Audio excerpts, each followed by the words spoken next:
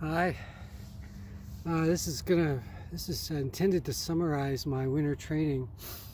It's getting on mid-April in Wisconsin, and still is cool and sometimes snow, but we're getting out. This pump track is finally open, and I'm here talking about winter training. Makes that appropriate because I used it in my winter training as much as I could, but it did ice up in January and I had to give it up until now.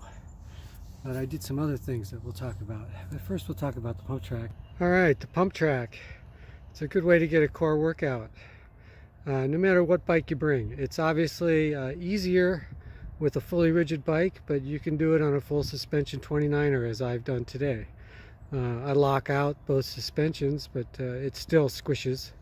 And so you do lose some, you don't go quite as fast perhaps, but you still get the core workout you're seeking here. The idea here on a pump track, if you don't know, which most of you probably do, is you want to use the humps on the pump track not as jumps, but as ways to gain speed.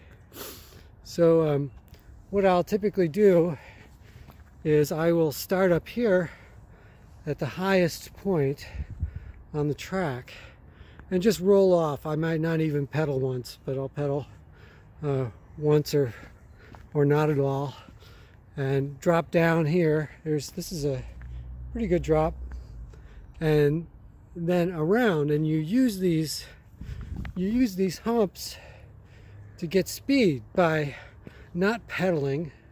You don't pedal at all around the pump track. You use your legs to push on the pedals and your arms to push on the bars, and you kind of bob up and down like a top as you do that. So when you get into a turn, you can see, you might be able to see, I'm leaving a tiny bit of track, or somebody has. That's not my tread, but you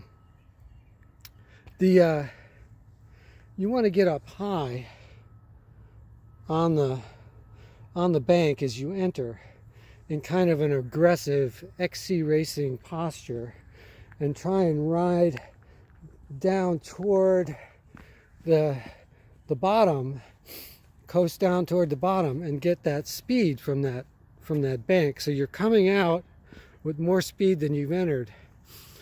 And again, you're going to use these humps to get speed. It's uphill here gradually, and you should be, even though it's uphill, these humps are perfectly spaced for you to be picking up speed. Now, I've never come back around with enough speed to make it up to the high point again, but I can make it up to here, and I will generally give the cranks 2 or 3 pushes here, and then off we go again. And I'll do that 20 times and repeat. And so that's a good core workout. That works your abdominals, your abdomen, abdominals. It works your shoulders, your arms, your legs, your quads.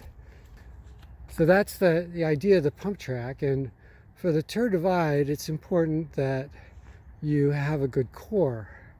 One is you may be carrying your bike, but 2 is it helps stabilize you on the bike, helps with balance, helps with everything. This particular park has kind of a nice XC loop, which leans on a little bit of the technical side, where you're doing some really steep, slow speed where balance comes into play, and again, that works the core. So I like coming here for that, and that was part of my winter training. You could definitely do this pump track on snow, and I did that a lot.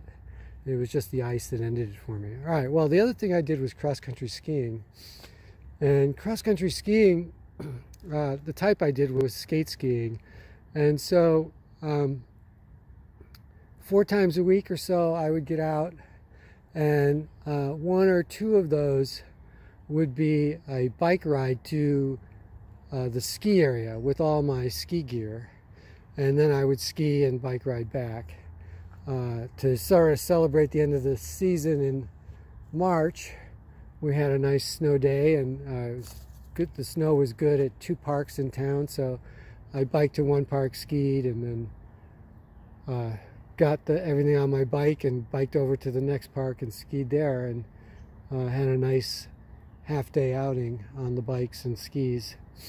And again, that skate skiing, if you're not familiar with it, Google it. It's a really good all-body workout. Works your upper body, works your lower body, works your core, works your quads. It works just about everything, and certainly works your lungs. And unless you're really good at it, which I'm not, so it definitely works my lungs.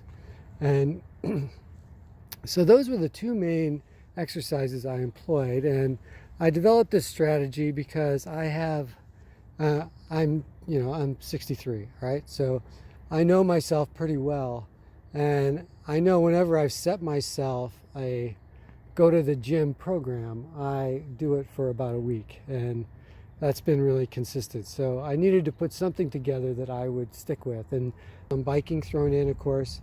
In addition to those things, I also took an indoor spin class. Again, it's another one of these things that works for me. My personality is, if I'm say, okay, Joey, get on the trainer, every Tuesday, Thursday, put in a video that makes you work.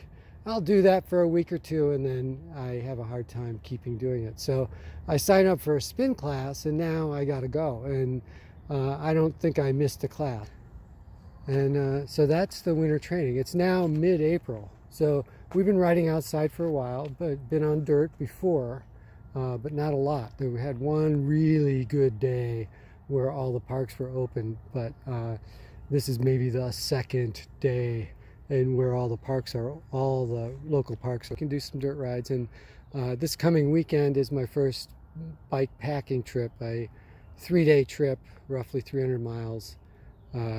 It's the middle day is an event called Roubaix, and that's an event I've done many times, and it's fun. It's a good event. And so okay, well, that's the summary of my winter training. I'll post again sometime after doing the Roubaix bike packing extravaganza, and we'll talk to you then. Bye.